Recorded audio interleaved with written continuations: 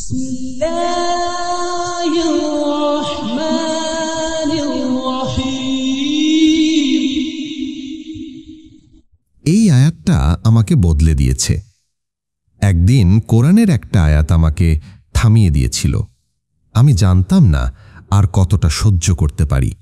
চারপাশে সবাই ব্যস্ত, আর আমি যেন হারিয়ে যাচ্ছিলাম নিজের মধ্যেই।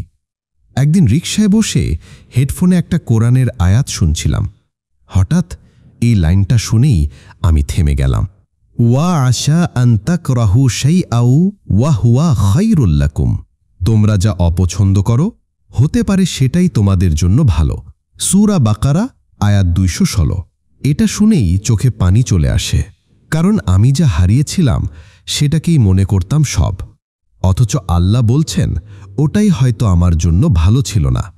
আমরা অনেক কিছু চাই, চাকরি, সম্পর্ক, স্বপ্ন, কিন্তু যখন তা পাই না মনে হয় আল্লাহ আমাদের ভালোবাসেন না।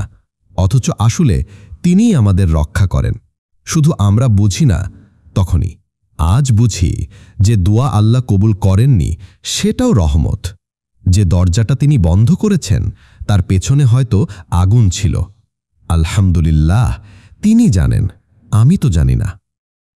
তুমি যা হারিয়েছ হতে পারে সেটাই তোমাকে বাঁচিয়েছে।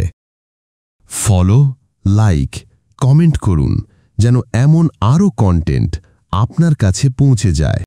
ইসলাম প্রচারে আপনার একটি শেয়ারই হতে পারে কারো হেদায়েতের দরজা।